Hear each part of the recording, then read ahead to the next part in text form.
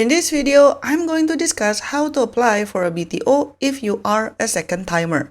Maybe your family has expanded and your current flat is just getting a little too cozy, or maybe you want to move closer to your parents to help with the kids. Whatever your reason is, applying for a second HDB flat is a big step, and the process is somewhat different from when you were a first timer. But first of all, what exactly is a second timer? You are considered a second timer if you already received a housing subsidy from HDB before. This could be from buying a BTO flat directly from HDB, or getting a flat under the DBSS from a developer, or buying a resale flat with a CPF housing grant except for the proximity housing grant, or even if you have been a recipient of HDB's public rental scheme before. The key thing is you have used up your first timer status. But don't worry, you can still apply for a BTO, but the rules and also the probability are a little different. Let's talk about the HFE letter. So one of the first things that you need to do is to apply for an HDB flat eligibility letter. This is a game changer and it's super important. Think of it as your official pass to the BTO world. The HFE letter will tell you what you are eligible for in terms of flat types, etc., how much of housing loan you can get either from HDB or from a bank, and how much you'll have to pay in resale levy, and also any grants that you might still be able to get. You can apply for the HFE letter through the HDB flat portal.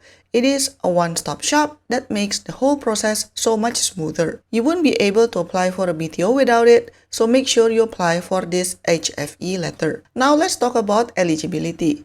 The general eligibility rules for BTOs still apply for second timers, but there are a few extra things that you need to consider. Regarding income ceiling, yes, there is still an income ceiling. For a typical family, this is $14,000 a month for most flat types. For smaller flats, the limit can be lower. Make sure your household income falls within the limit for the flat that you want.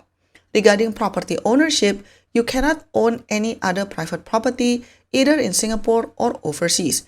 If you or your spouse has any private property, you must have disposed it at least 30 months before applying for your HFE letter. You can, however, own up to one non-residential property like a shop if you meet the conditions. Regarding MOP, you must have fulfilled the MOP of your current HDB flat, and the MOP starts from the date you get your keys. You cannot apply for a new BTO until you have completed this period. Now let's talk about the ballot chances. This is where things get a little tougher for second timer. HDB's BTO system gives priority to first timer, which is fair since they haven't had the chance to own a subsidized flat yet. Regarding flat quota, HDB sets aside a certain percentage of flats for different groups. For second timers, the quota is much smaller. And regarding ballot chances, as a second timer, you get fewer ballot chances compared to a first timer. While a first timer family gets 2 chances, you'll generally get 1. This means your odds of getting a good queue number are much lower. Just to give you some honest truth of what the reality looks like, here is the application rate for second-timer families in the July 2025 BTO and SBF exercise. So this is the application rate for second-timer families who were applying for a 4-room flat. So as you can see, it's mostly in double digits. For example, for Tampines, the application rate was 28.6. For Toa Payoh is 27.9. And that actually means there were 28 applicants that were eyeing for one flat in Tampines. So it's really hard. Like even in Woodlands, there are like 9 second-timer families fighting for that one flat. And this is the application rate for 4-room flat SBF for second-timer families. So this is also taken from the July 2025 SBF exercise. As you can see, the numbers are even up to triple digit for SBF. As you can see, for Punggol, it's 206, meaning there were more than 200 second-timer families fighting for one SBF flat. So yeah, this is a dose of reality.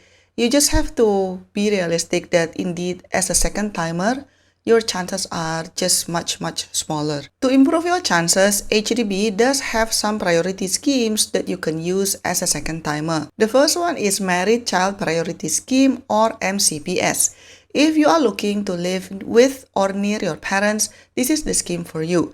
You can get priority if your parents' flat is within 4 kilometers of the BTO project you are applying for. Just a word of caution, if you apply under this scheme, your parents will also be subjected to the MOP, meaning they cannot sell their flat for the next 5 to 10 years depending on which project you are applying to. The second one is Multi-Generation Priority Scheme, or MGPS.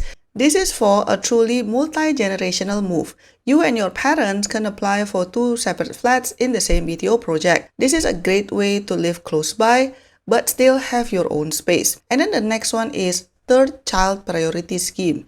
If you have at least 3 children, you can apply under this scheme regardless of whether you are a first or second timer.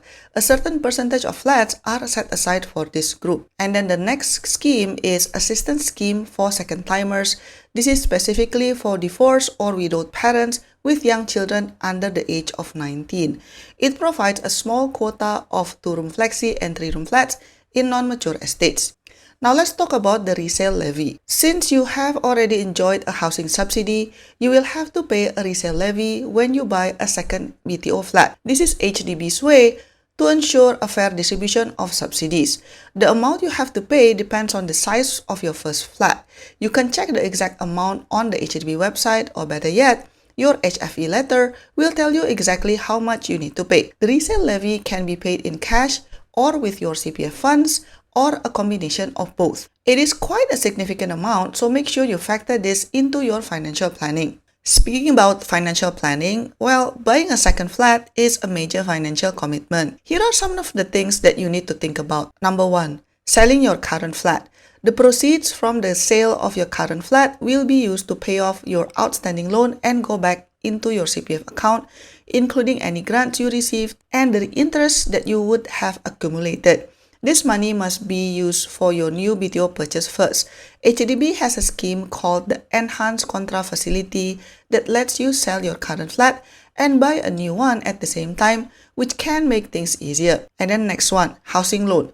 You will be able to apply for second HDB loan, but the amount you can borrow will be much lower. HDB will take into account your CPF savings and the cash proceeds from your flat sale. Regarding grants, you won't be eligible for the main first-timer grants like the Enhanced CPF Housing Grant. However, you might still qualify for the Step Up CPF Housing Grant, which gives you up to $15,000 if you are a second-timer buying a new 2-room flexi or 3-room flat in a non-mature estate, and you meet other conditions. After you got your HFE letter, actually the process is similar with when you apply for a BTO for the first time. So you apply for HFE letter, and then after that you wait until BTO has a sales launch, and then you submit your application. Basically, you apply for the town that you want, the flat type that you want via the HDB flat portal. The application fee is $10 as well, and then after that you just wait for the ballot results. If you are lucky to get a queue number, then you would be invited to book your flat and then sign the agreement for lease, and then eventually to collect the keys. Applying for a second BTO can be a lengthy and daunting process, but I wish you all the best, and let me know if you have any additional comments or questions. To get exclusive contents and support my work, click the join button to be part of the online family. Your support means a lot to keep us independent. Don't forget to join the membership, and I'll see you on my next video. Bye bye!